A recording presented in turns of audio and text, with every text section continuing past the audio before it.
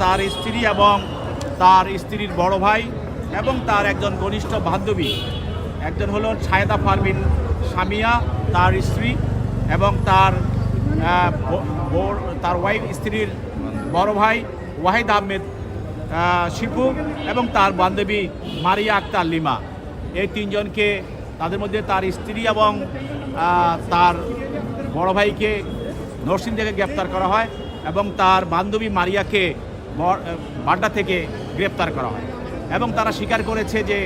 হত্যা চেষ্টার পরে বা তার হাদিকে গুলি করার পরে যে আসামি তাদের ওখানে ছিল। এরপর তাদের লগে কথাবার্তা 2-1 দিন আগে কথাবার্তা হয়েছে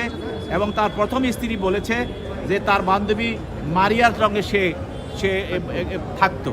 এবং এখানে ঘটনার পর তার কাছে গিয়েছিল। এখন আমরা এদেরকে গ্রেপ্তার করার পর তাদেরকে তদন্তকারী কর্মকর্তা আজকে 7 দিনের রিমান্ড চেয়েছেন, যে প্রধান আসামি যে গুলি করেছে সে ফয়সাল দাউদ, তাকে ফাইন্ড আউট করার জন্য, খুঁজে বের করার জন্য,